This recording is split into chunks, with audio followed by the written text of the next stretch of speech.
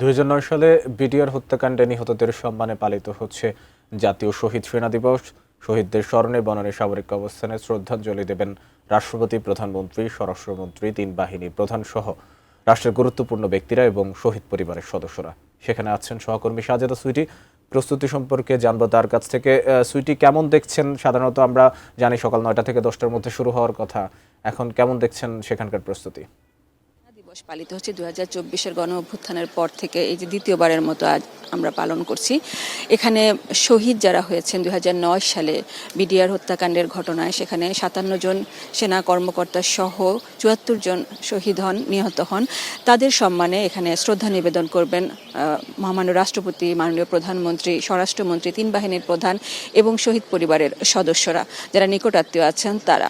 আমরা এই যে বাংলাদেশের স্বাধীনতার ইতিহাস, সেই স্বাধীন বাংলাদেশে এ ধরনের একটি ঘটনা, সেটি কতটা কষ্টের, কতটা দুঃখজনক এবং একই সাথে সতর্ক হওয়ার মতো, সেটি বলার অপেক্ষা রাখে না।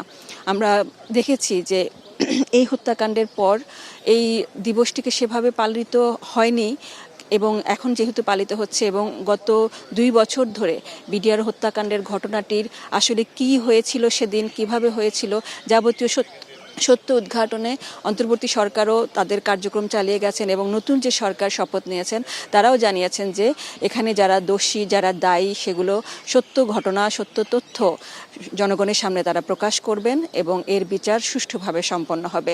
গতকাল প্রধানমন্ত্রী তারেক রহমান এই উপলক্ষে একটি বাণী দিয়েছেন দিবসটিকে কেন্দ্র করে। তিনি বলেছেন যে এটি আসলে দেশ বিরোধী, বাংলাদেশের জনগণের স্বার্থ বিরোধী একটি তৎপরতা ছিল এবং আমাদের সশস্ত্র বাহিনী, আমাদের সম্মান, আমাদের গৌরব রক্ষার্থে তারা জীবন উৎসর্গ করার শপথ নিয়ে তারা কাজ করেন এবং তাদের সম্মান যেন অক্ষুণ্ণ থাকে সেই চেষ্টা করার ব্যাপার যেমন আমাদের সজাগ থাকতে হবে, ঠিক তেমনি তাদের বিরুদ্ধে কোনো ষড়যন্ত্র যেন আর কখনো সংঘটিত না হয় সে ব্যাপারে সবাইকে নতুন করে শপথে বলীয়ান হতে হবে।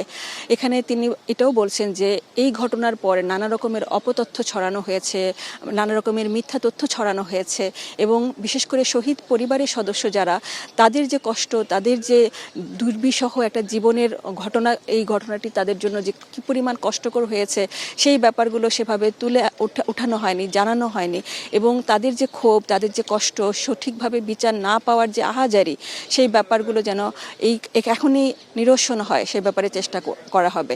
বিশেষ করে যারা চলে গেছেন তাদেরকে ফেরত পাওয়া যাবে না, তবে এই ধরনের ঘটনা যেন আর কখনো না ঘটে। বাংলাদেশের বুকে সশস্ত্র বাহিনীর সম্মান যেন অক্ষুণ্ণ থাকে, তারা তাদের কাজগুলো যেন ঠিকভাবে করতে পারেন, দেশ রক্ষার জন্য তাদের যে শপথ সেটি যেন তারা সবসময় পালন করতে পারেন, সেই ব্যাপারে সবার যে একটা সজাগ দৃষ্টি থাকতে হবে, সেই ব্যাপারটি সরকার থেকেও বারবার করে বলা হচ্ছে। এখানে আমরা জানি যে রাষ্ট্রপতি, প্রধানমন্ত্রী, স্বরাষ্ট্রমন্ত্রী, তিন বাহিনীর প্রধান এবং যারা বিশিষ্ট নাগরিকরা আছেন, বিশেষ করে শহীদ যারা কর্মকর্তা আছেন তাদের নিকটাত্মীয়রা তারা আসবেন। আমরা এর আগেও দেখেছি দিবসটিতে যারা এখানে শ্রদ্ধা জানাতে আসছেন তাদের কষ্ট, তাদের কান্না আমরা দেখেছি। যিনি সন্তান হারিয়েছেন, যারা বাবা হারিয়েছেন, যে স্ত্রী তার স্বামী হারিয়েছেন, তাদের যে কষ্ট সেটির আসলে কখনোই কোনো তুলনা হয় না, সেটির আসলে কখনো লাঘব হয় না, সেটি কখনো অবসান হয় না। কিন্তু যদি সুষ্ঠুভাবে বিচার হয়, এ ধরনের ঘটনা যেন আর ঘটতে না দেওয়া হয়, তাহলে তারা অতটুকু সান্ত্বনা পান যে না, এত দুঃখজনক ঘটনার পরেও বাংলাদেশ এখন ঠিক আছে, ঠিক পথে চলছে।